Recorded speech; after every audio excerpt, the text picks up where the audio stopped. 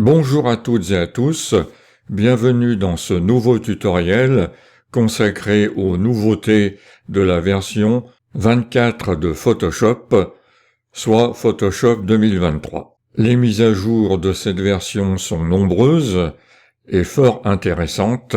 Je crois qu'il est intéressant d'y consacrer un petit peu de temps. Il y a des mises à jour importantes au niveau de la version officielle de Photoshop, mais il y a aussi des mises à jour importantes annoncées dans la version bêta de Photoshop. Je vais vous présenter tout ceci.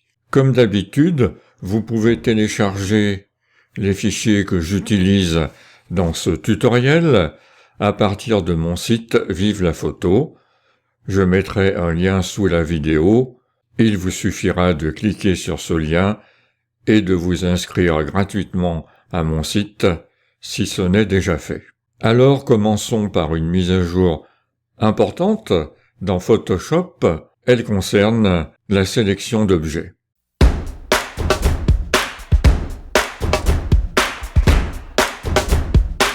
Alors, j'ai ouvert une photo de paysage et dans cette photo, je vais demander à Photoshop de me détecter automatiquement les différents objets qu'il est capable de voir. Je fais d'abord une duplication de mon calque de fond, CTRL-J, voilà, je l'appelle paysage, et là, je vais chercher l'outil de sélection d'objets que vous connaissez, je vous l'avais présenté dans un tutoriel précédent, et là, pour détecter les différents objets automatiquement, il faut activer le Finder d'objets, qui est activé par défaut.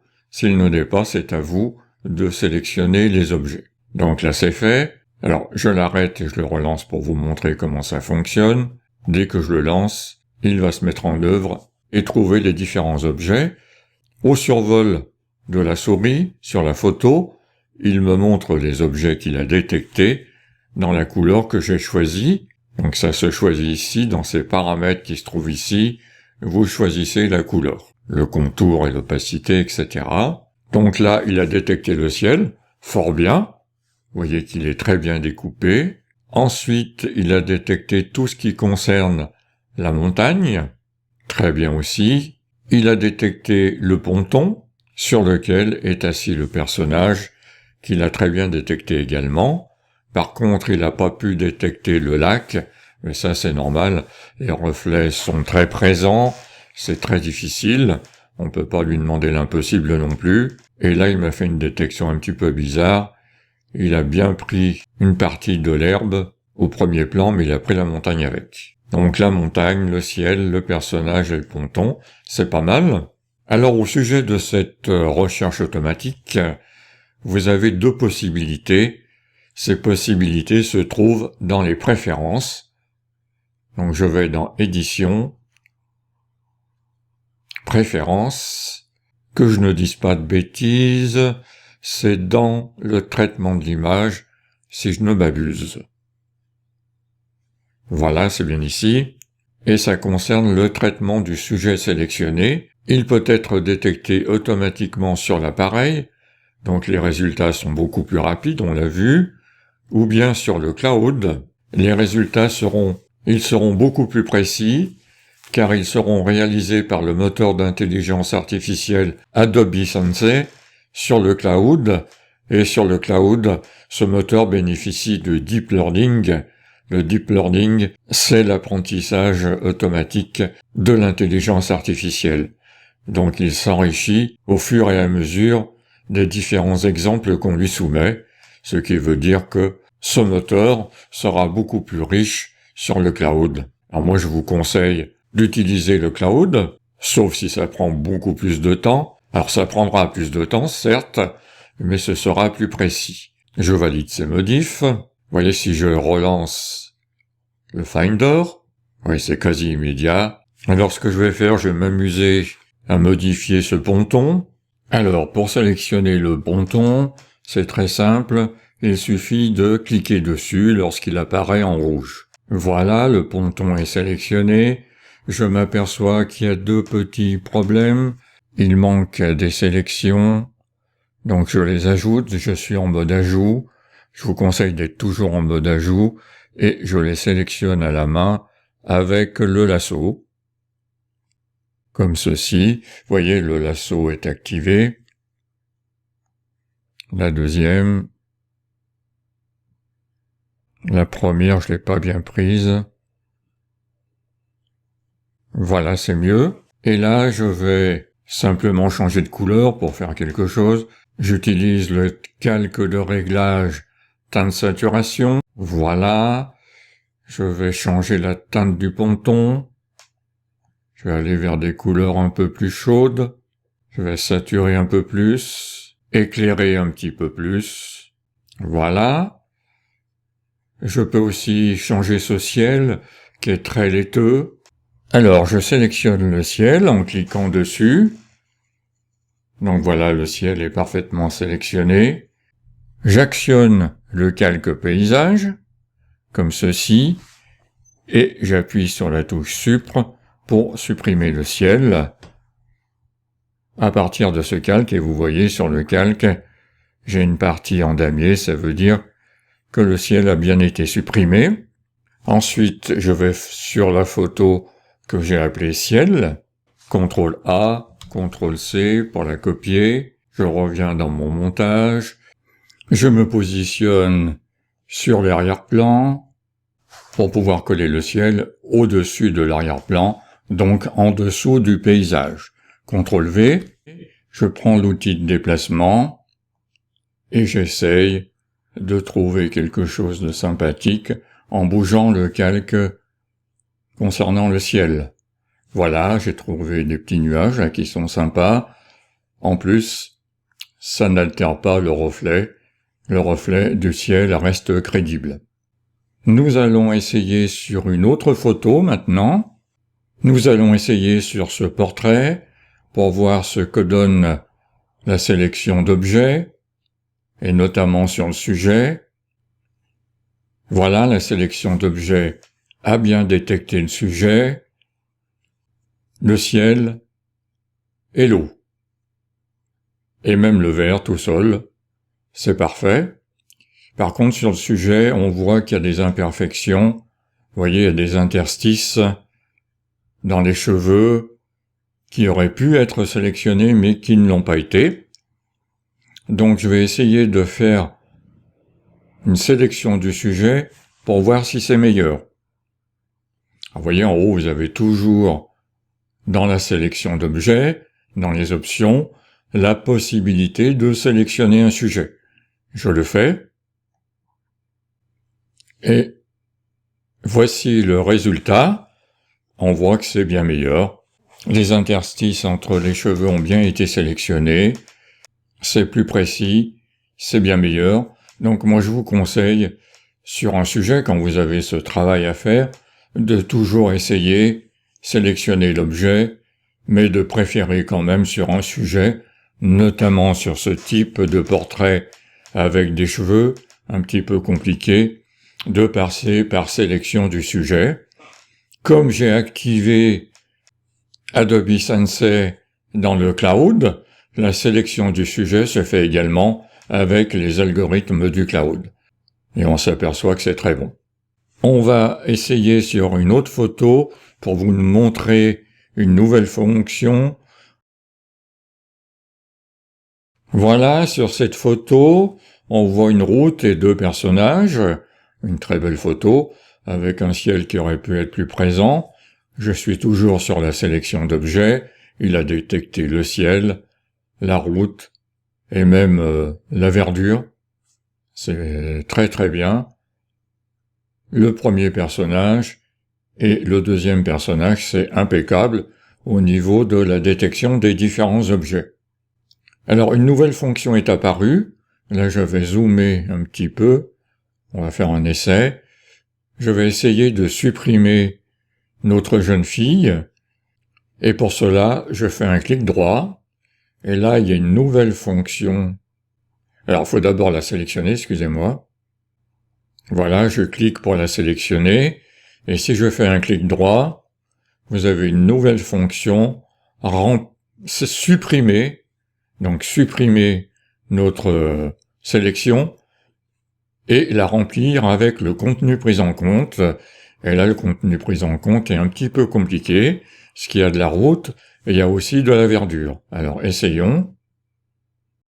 En quelques dixièmes de seconde même, en plus, c'est nickel. La verdure a été reconstituée et la route aussi, c'est vraiment fabuleux. Voilà, cette nouvelle fonction supprimer et remplir est apparue dans la nouvelle version, donc vous avez toujours accès aussi. Alors je sélectionne le garçon, je fais un clic droit et vous avez toujours aussi accès à remplissage d'après le contenu. Voilà, et vous voyez que ça marche moins bien. Largement moins bien même. J'annule. Voilà, je pense avoir fait le tour de ces nouvelles fonctionnalités de sélection d'objets, qui sont intéressantes, il faut bien le dire. Maintenant, nous allons voir une nouvelle mise à jour aussi, très intéressante, qui concerne la restauration de photos.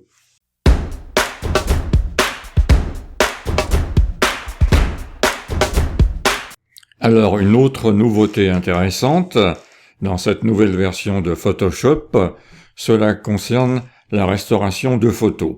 Voici une photo ancienne, bien abîmée, prise dans un album photo très ancien, qui n'a pas de ces vieux albums chez lui et envie de restaurer ses photos, mais quand on sait le travail que cela donne, ça décourage un petit peu. Un nouveau filtre neuronal va faire le travail pour vous. Je vais dans le menu filtre, Neural Filters, et ce filtre concerne la restauration de photos. Donc il est tout en bas. Je vais l'activer avec le curseur sur cette photo, comme ceci. Le traitement se lance automatiquement. Donc là j'ai mis en pause pendant tout le traitement, et vous voyez, sans toucher les réglages, je les ai laissés sur les valeurs sur lesquelles ils étaient. Déjà le résultat est déjà très bon. Le visage a été amélioré, il est même bien amélioré, il ressort bien. La réduction des rayures n'a pas été mise en œuvre, donc c'est normal, il reste des rayures. Je vais le faire, je vais pousser un peu la réduction des rayures, il y a même une déchirure, ça va pas être simple. Voilà, le résultat est quasiment parfait, il n'y a plus une rayure, et même la déchirure a disparu. C'est incroyable la qualité de ces algorithmes d'intelligence artificielle. Donc là, ça me satisfait, je vais pas aller plus loin. Alors il y a d'autres réglages. On peut réduire le bruit.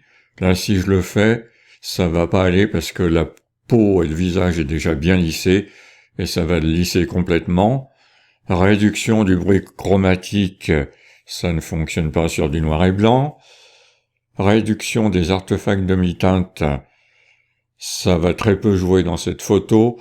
Et réduction des artefacts JPEG, il n'y en a pas. Donc je vais sortir le résultat sur un nouveau calque. Voilà ma photo, c'est pas mal. Alors, quand on regarde avant, vous voyez un peu le travail qu'il a fait, et après, c'est quand même différent. Alors je vais aller plus loin, je vais même coloriser cette photo.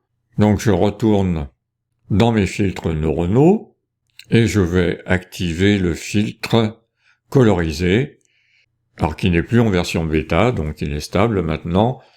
À noter que la restauration de photos est encore en version bêta, mais je trouve que ça fonctionne déjà très bien. Donc je vais activer colorisé, je l'active. Ah là là, c'est quasiment parfait. Je regarde les réglages, Je vais pas trop les toucher, la saturation. Sur les canaux de couleurs, c'est une couleur très très légère que j'aime beaucoup, qui va très bien sur la douceur du visage. Réduction du bruit et des artefacts de couleurs, je vais pas le faire. Et je vais sortir sur un nouveau calque. Voilà. Alors si on regarde avant et après, c'est quand même formidable. Alors ce que je pourrais faire pour terminer, c'est la recadrer, pour enlever ces bordures. Je prends l'outil de recadrage et je vais la recadrer en carré, comme ceci. Parce que le haut et le bas, ça m'intéresse pas trop dans cette photo. Voilà. Je valide. Et ça me donne un beau résultat. Pour une photo ancienne, c'est pas mal. Je me souviens d'avoir animé des ateliers de restauration de photos anciennes. Je peux vous dire que c'était laborieux, qu'on utilisait beaucoup d'outils de Photoshop. On n'avait pas l'intelligence artificielle à l'époque, et je peux vous dire que les participants ont souffert en passant quelques heures pour restaurer et coloriser une photo ancienne. Si aujourd'hui ils regardent cette vidéo, ils vont me maudire. Alors cette photo, on va la partager avec des amis pour avoir leurs avis. Et ceci, on va le faire avec la nouvelle fonctionnalité qui se trouve dans Partager et qui s'appelle Partage pour révision, qui est encore en version bêta, mais vous allez voir, ça fonctionne. Je vais vous expliquer tout ça dans le détail.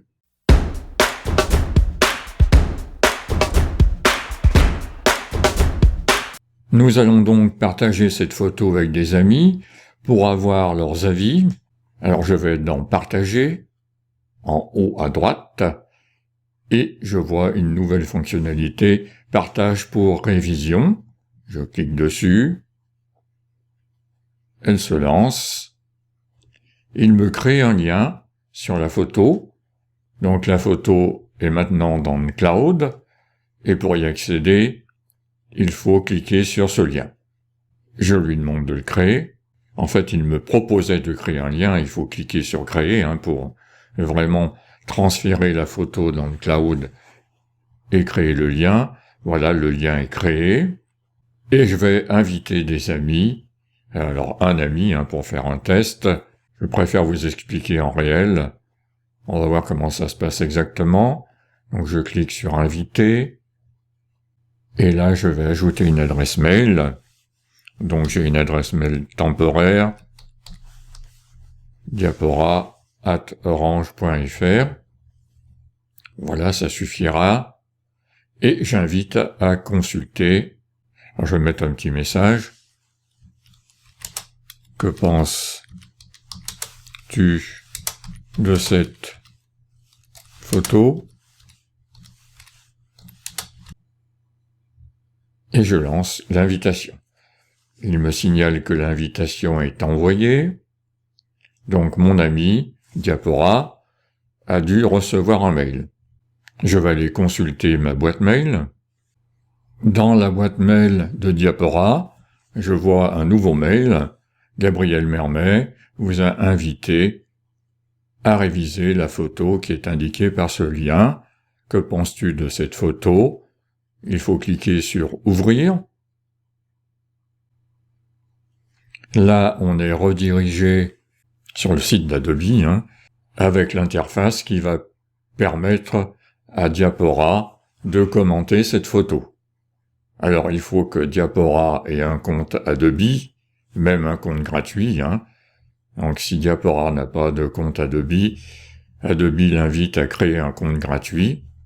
Bon, ça peut peut-être un petit peu freiner vos amis, mais il faut bien leur dire que c'est sans danger, bien évidemment, et qu'ils n'ont rien à payer. Alors, on peut ajouter un commentaire. Superbe photo, par exemple. Allons-y carrément. Voilà, je valide mon commentaire. Je vais même ajouter un autre commentaire en utilisant le crayon pour montrer quelque chose. Voilà, j'entoure la tache sur le chemisier. Je dis et Gabriel Mermet d'enlever la tache sur le chemisier. Je valide. Voilà, les 2 commentaires ont été envoyés. Et vous voyez que Windows signale qu'il y a un nouveau commentaire dans Photoshop. Alors on va retourner dans Photoshop. Voilà. Je ferme Partager pour révision. Et je vais voir dans le panneau commentaires. Alors il est peut-être pas ouvert là. Commentaires. Voilà, j'ai bien 2 commentaires qui ont été envoyés par Diapora. Superbe photo, ça j'aime bien. Et enlever la tache sur le chemisier. Alors vous pouvez lui répondre. Alors, imaginons qu'on ait enlevé la tache. Merci. C'est fait. Je valide. Et Monsieur Diapora reçoit le commentaire « Merci, c'est fait ». Vous voyez, c'est assez bien foutu. Ça fonctionne bien que ce soit en bêta. Le seul petit inconvénient que je peux voir, c'est que vos amis doivent se créer un compte Adobe. C'est gratuit, mais bon, ça peut freiner certaines ardeurs. Mais ça peut être intéressant. Alors, un nouveau panneau fait son apparition dans cette nouvelle version de Photoshop. C'est le panneau Matière.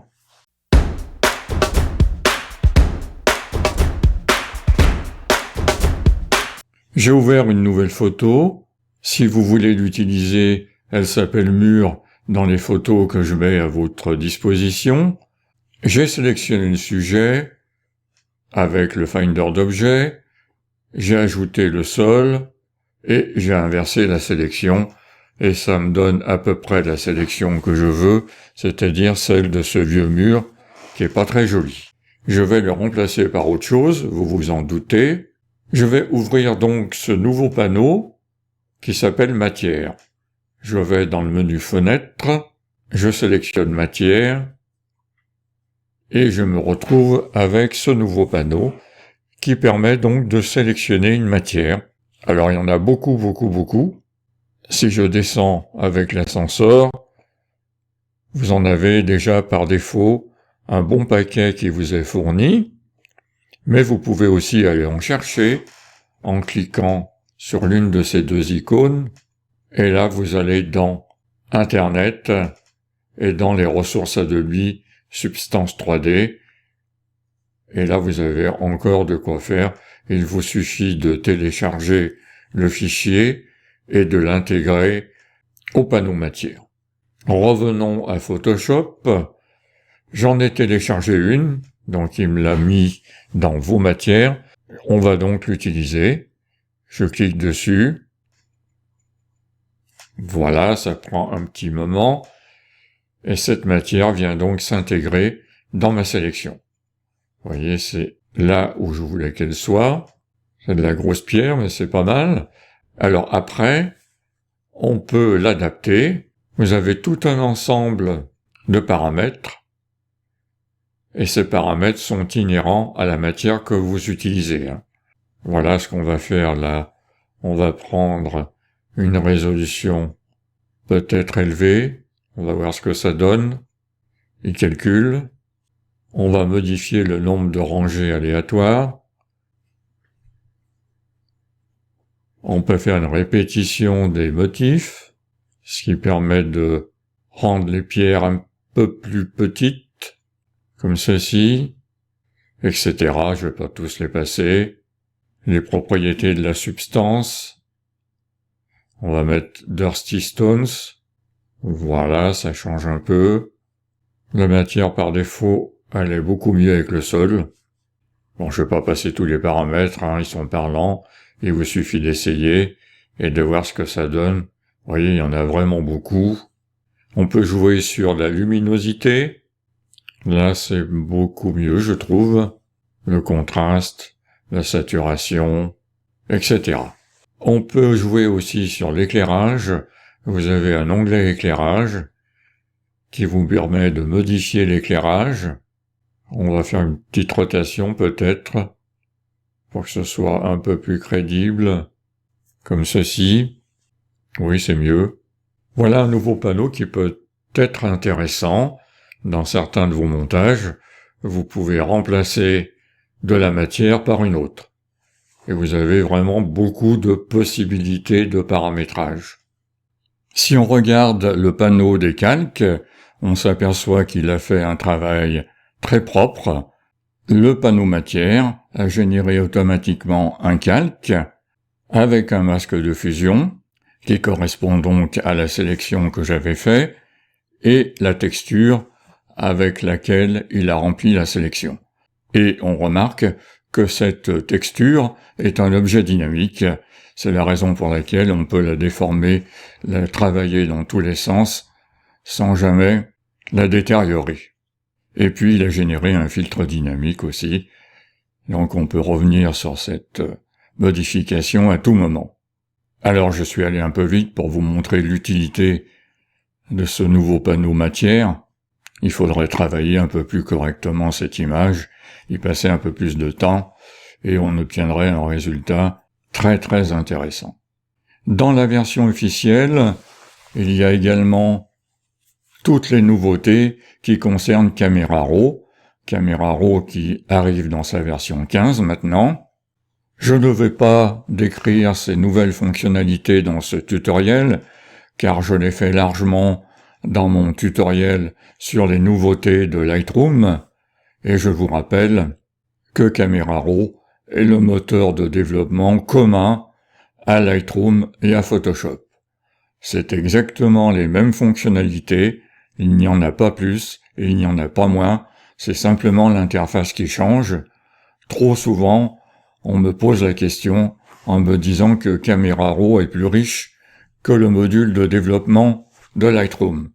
Ce n'est pas possible, car c'est la même chose. Maintenant, nous allons nous intéresser aux annonces qui ont été faites dans la version bêta de Photoshop. Ça vaut le coup d'aller y faire un petit détour. Vous allez voir qu'il y a 2-3 nouveautés intéressantes qui vont arriver bientôt dans les futures mises à jour de Photoshop. 3 annonces ont été faites par Adobe. On va les examiner, mais avant, je vais vous expliquer comment télécharger la version bêta. C'est parti!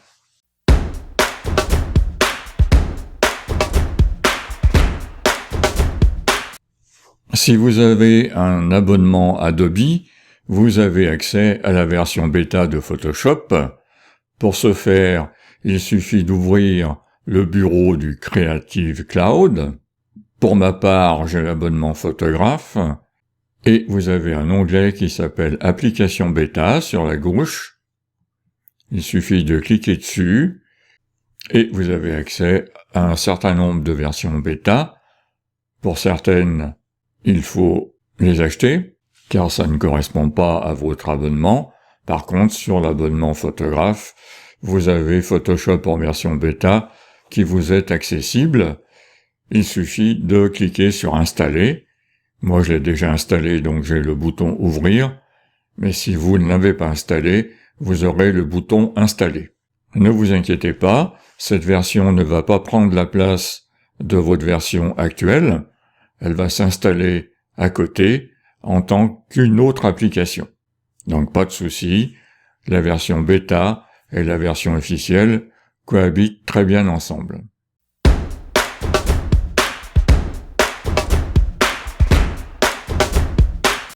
Me voici dans la version bêta et nous allons examiner une première annonce importante qui concerne l'outil dégradé.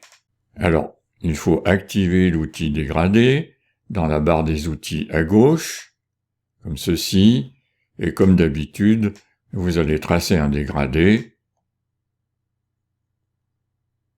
Donc du premier plan à l'arrière-plan, dans le cas présent, vous avez les options de l'outil dégradé, et puis à droite, vous avez les propriétés de cet outil.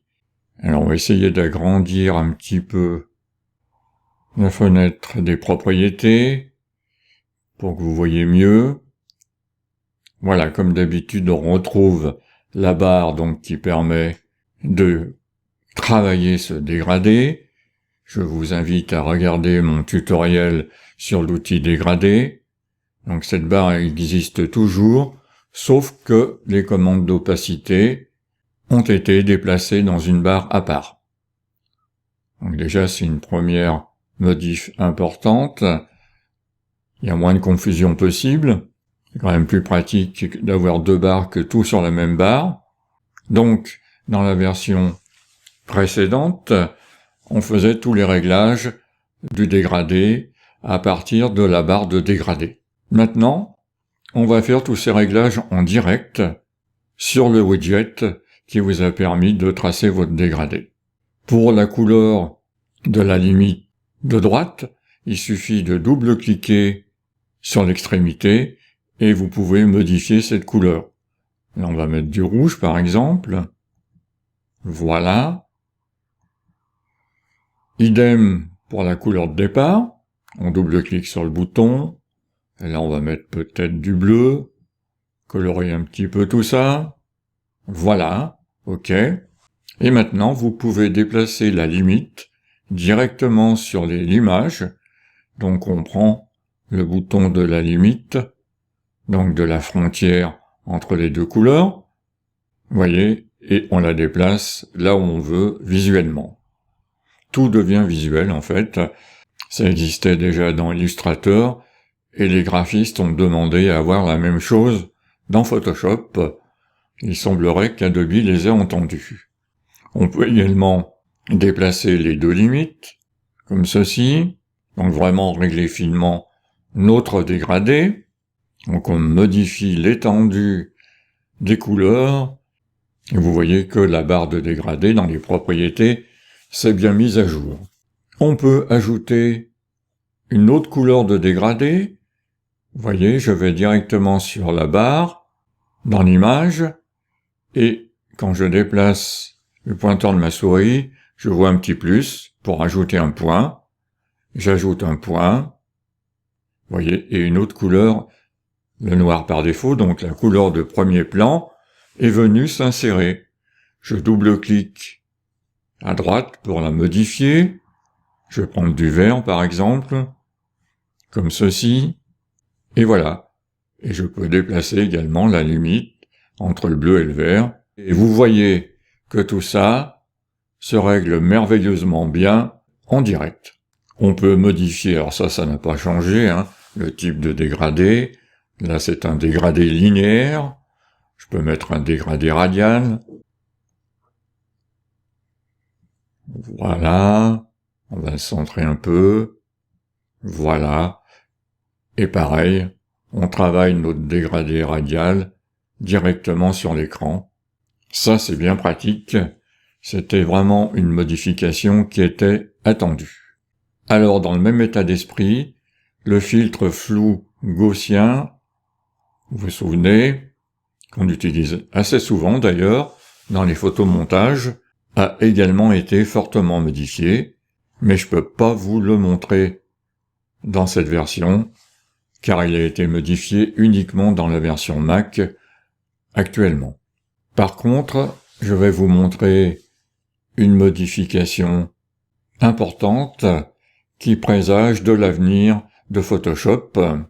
Ça concerne un générateur de fond basé sur du texte. C'est parti.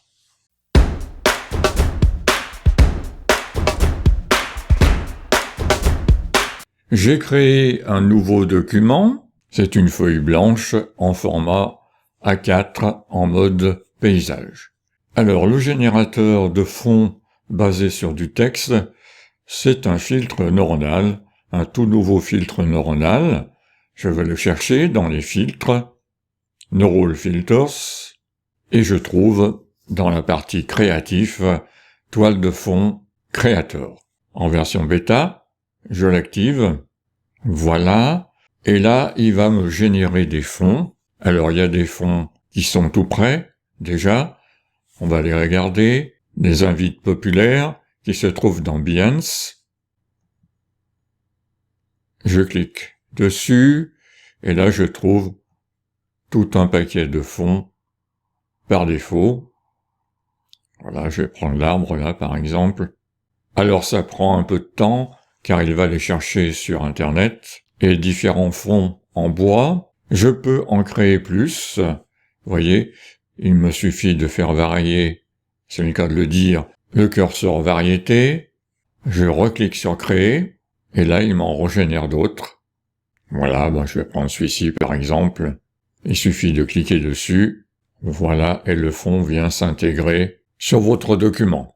Alors vous allez me dire, là, rien de nouveau, c'est facile, c'est des fonds qui sont définis quelque part sur Internet et on va les chercher et on peut en faire varier, en générer d'autres. Mais l'essentiel n'est pas là.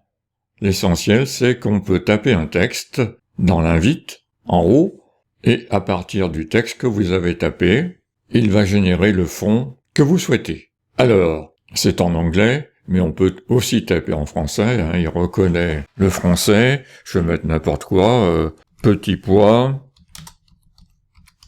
sur fond jaune par exemple.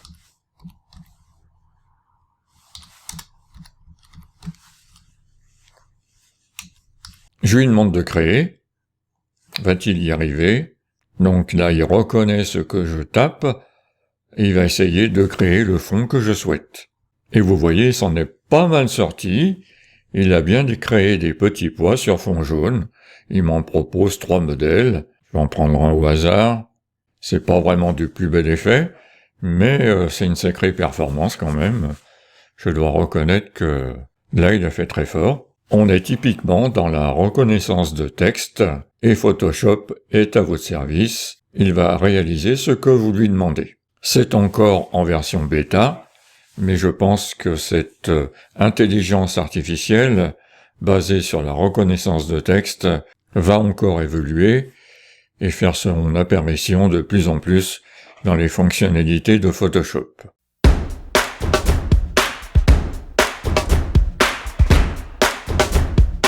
Donc, en résumé de ce tutoriel, on peut dire que la version 24 de Photoshop est une belle version, avec beaucoup de nouveautés fort intéressantes, dans laquelle l'intelligence artificielle arrive de plus en plus à tous les niveaux.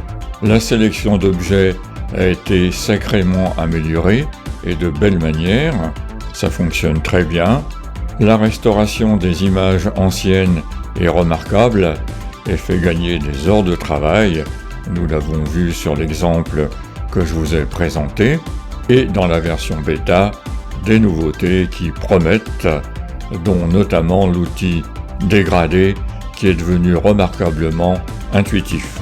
Donc, on voit très bien la direction que prend Adobe, l'intelligence artificielle va être exploitée de plus en plus, et bien évidemment, cela va demander des ressources de plus en plus importantes au niveau de la machine et de nos disques durs.